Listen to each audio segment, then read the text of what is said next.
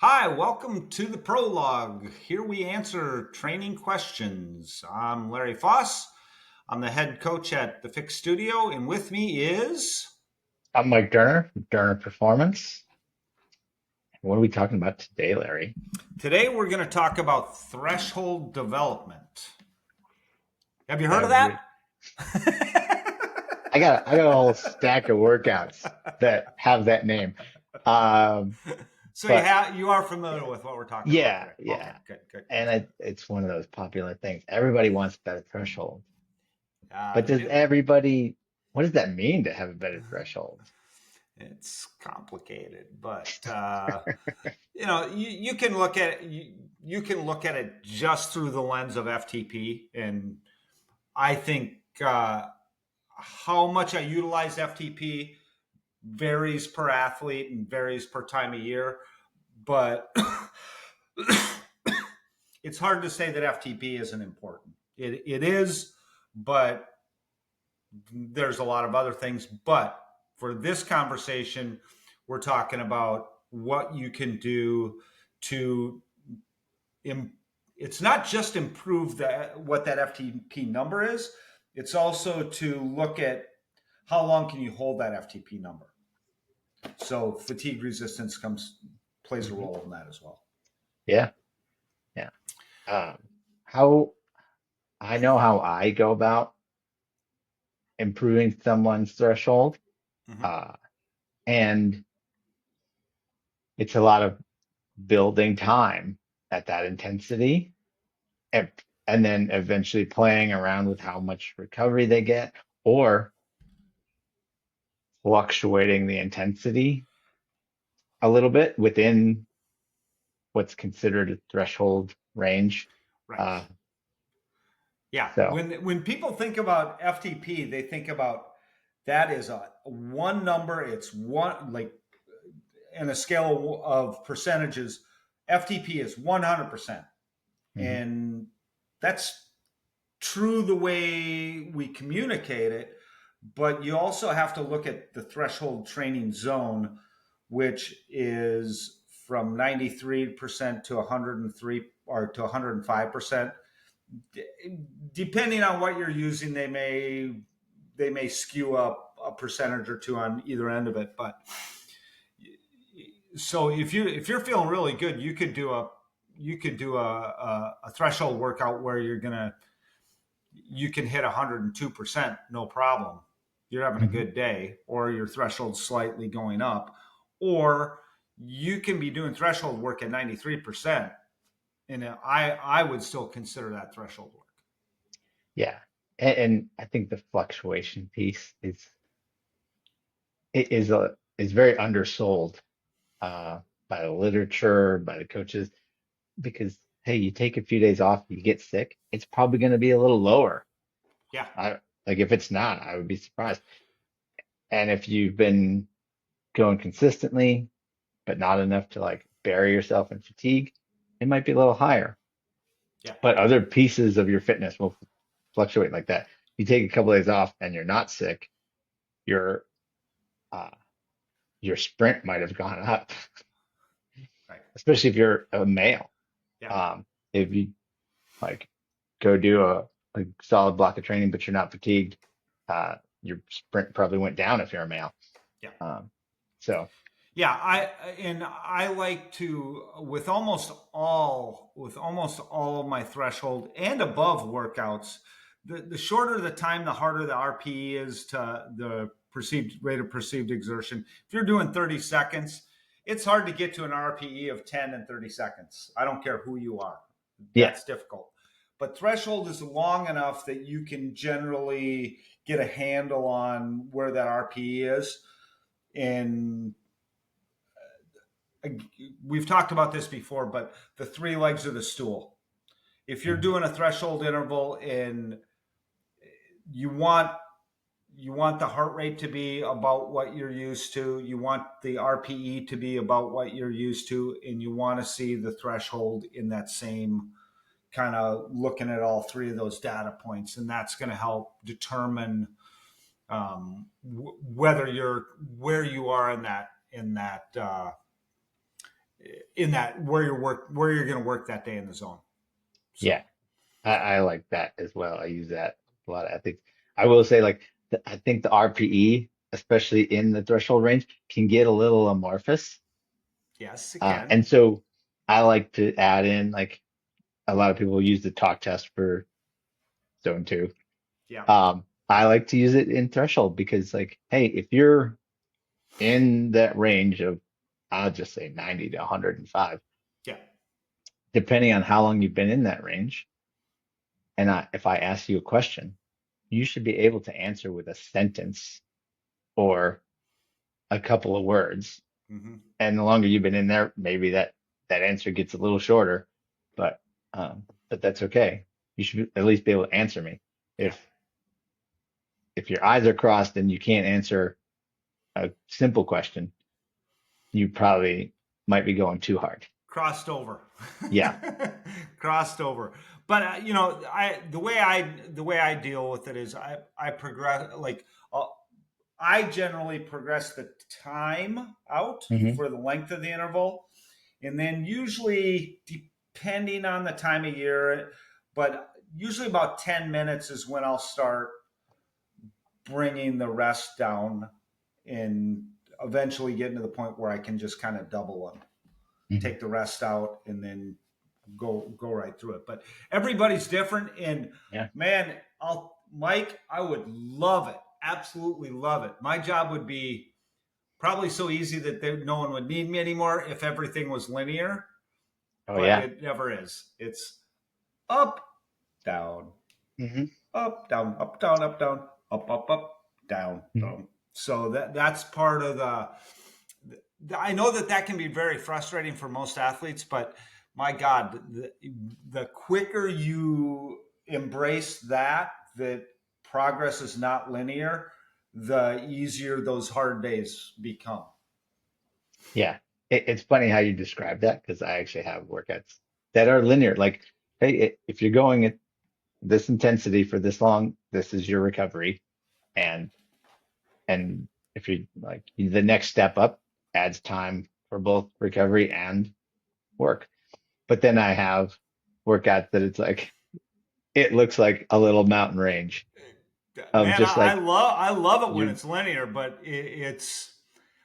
that's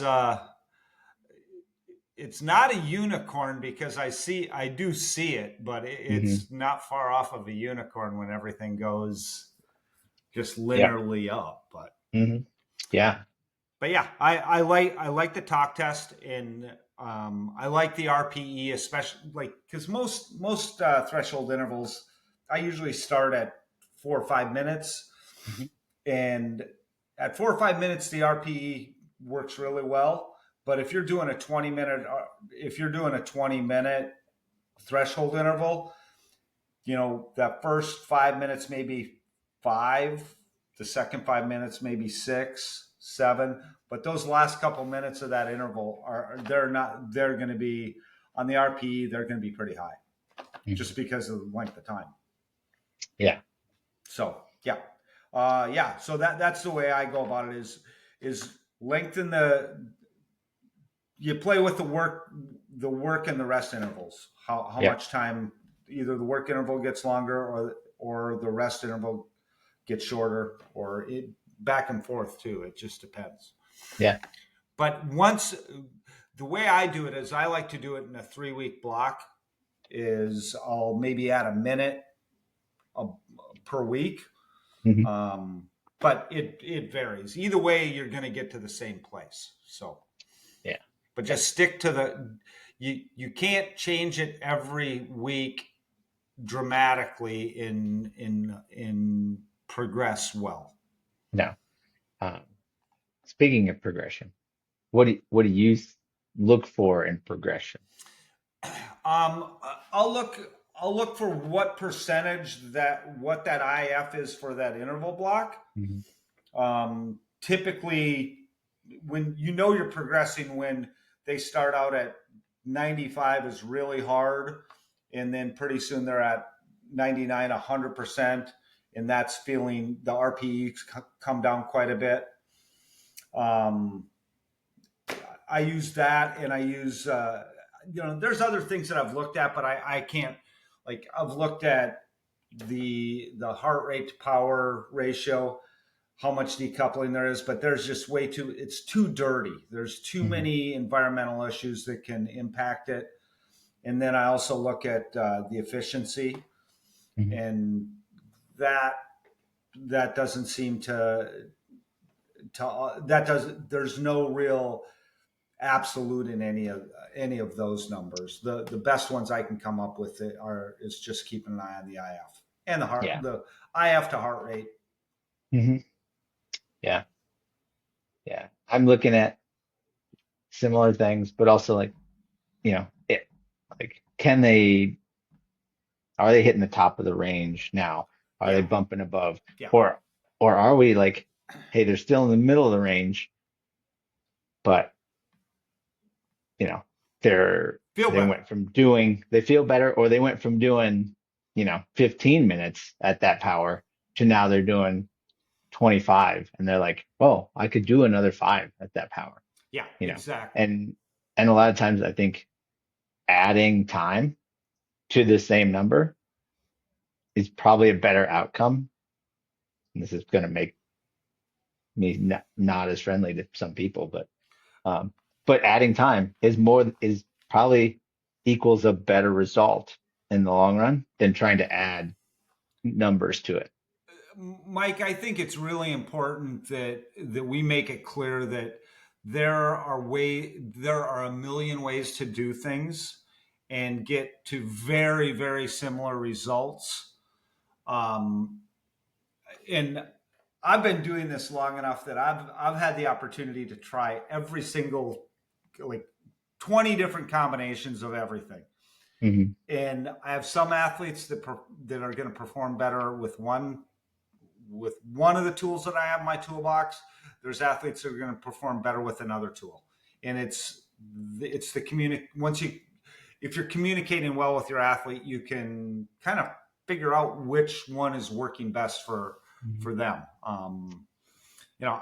I can't say I have a favorite, but I end up, we go through, as coaches, I think we go through periods of time where this is what we're using for now, and then that morphs into something else, and that morphs into something else, and pretty soon you've come around the whole circle again. And but that's the way it is, because for Yeah. one thing, you don't, like, one of the things that I'm always concerned about, because I think about myself, is I get bored if Hmm. I was doing the exact same thing all the time. Yeah. So switching it up, there's not a wrong or a right. There's just what's working for right now. And if Right. it's not working, change it. Yeah. Yeah. It's pretty simple. If it's Hmm. not working, change it. Yep. And you're gonna hit on the right combination. And on that note, about 17 years ago, I had an athlete that I started working with, and they crushed everything that one year. And I was like, sweet, I figured it out. For Damn that it. one person. For that one year, I tried the exact same This is approach the true. next year, and 2 months in, it was obvious that we were going to have to change course because it was not working the second time around.